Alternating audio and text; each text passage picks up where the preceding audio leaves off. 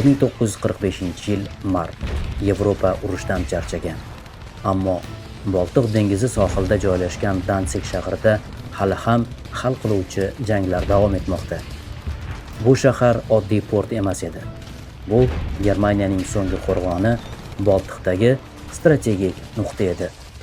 Tarixchilarning fikricha, Dantsig bu mintaqadagi Germaniyaning so'nggi mustahkam qo'rg'oni edi.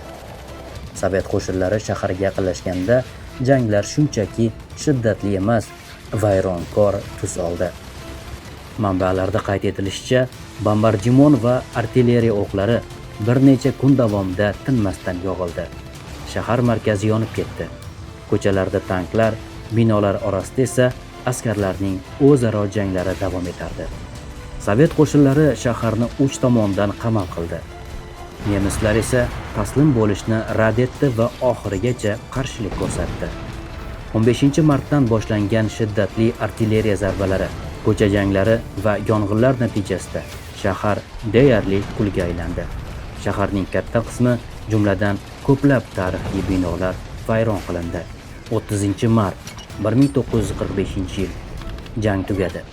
Germaniya qo'shinlari taslim bo'ldi. Sovet qo'shinlari Dantsigni egallab, taxminan 10 ming nemis askarini asirga oldi. Bu g'alaba oson kelmadi. Sovet qo'shinlari bu operatsiyada 10 minglab qurbonlar berdi.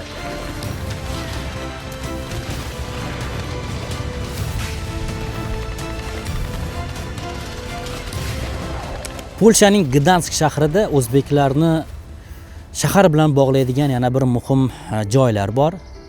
Ular Ikkinchi jahon urushida halok bo'lgan sovet askarlari qabristonlari. Ana shunday qabristonlardan birida turibmiz. Bu yerda o'sha Gdanskni ozod qilish, ya'ni Polshadagi Gdansk shahridagi janglarda halok bo'lgan sovet askarlariga bunyod etilgan mana shu monument, qabriston, ramziy qabr desa ham bo'ladi. Bir necha yuzlab askarlarning qabrlari bor bo'lgan joy. Bu yerda nafaqat o'sha sovet askarlari, ularning orasida o'zimizning o'zbekistonliklar ham bo'lgan. Shuning uchun biz mana shu Gdanskdagi qabristonni ko'rishga keldik. Vatandoshlarimiz bu yerlarda jang qilishgan, bu yerlarni nemislardan, o'sha fashistlardan ozod qilish uchun o'z jonlarini fido qilishgan.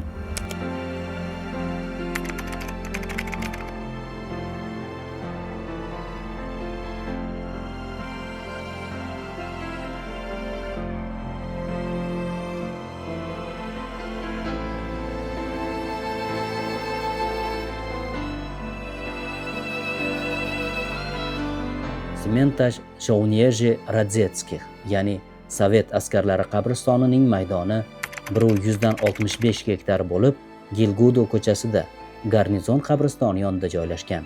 U 1946-51-yillarda barpo etilgan bo'lib, bu yerga 1946-1949-yillar oralig'ida Gdansk atrofidan qayta ko'chirib kelingan 3088 nafar sovet askari dafn etilgan.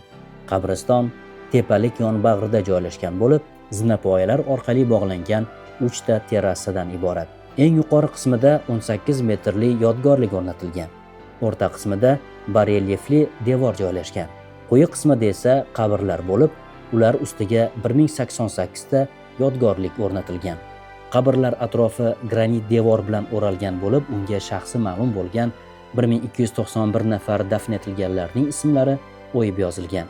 Minglab askarlar orasida o'zbekistonliklar ham bor. Bu qabristondagi rutbasi eng baland harbiy general-mayor Sobir Rahimovdir.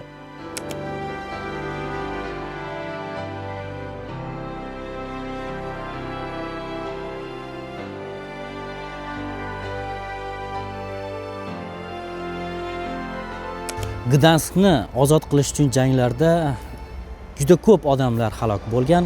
Ma'lumotlarga qaraganda 17 mingga yaqin sovet askarlari bu yerda halok bo'lgan. Ularning orasida albatta o'zbekistonliklar ham bo'lgan. Qo'shni mamlakatlardan frontga borib janglarda ishtirok etgan halok bo'lganlar ham mana shu ko'pchilikni tashkil etadi. Eng mashhuri bu yerda ko'rib turibsiz, Sobir Rahimov, general-mayor Sobir Rahimovni ramziy qabrini ko'rish mumkin. Qolaversa, o'zbekcha familiya ism shariflarini ham ko'plab uchratish mumkin. Ahmedov, Haydarov, Hayitov, juda ko'plab o'zbekcha familiyalarni uchratish mumkin. O'zi umuman olganda bu yerda ayrimlardan aytish bo'yicha mana shu qismda 100 dan ortiq o'zbeklarning ismi sharifi keltirilgan.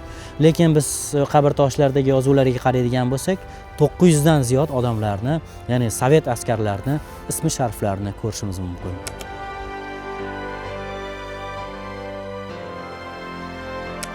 Sobir Rahimov O'zbekistondan chiqqan sovet general-mayori.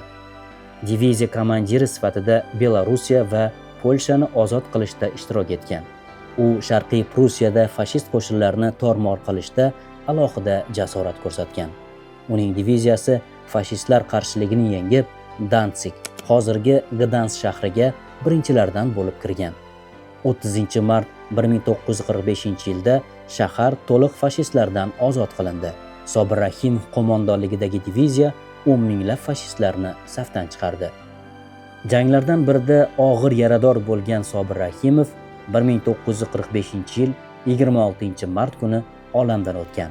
Sobir Rahimov O'zbekiston va Polsha xalqlarining umumiy qahramonidir. Uning nomi Gdanskdagi ko'cha va maktablarga qo'yilgan. U haqida turli hujjatli va badiiy filmlar ishlangan, romanlar yozilgan.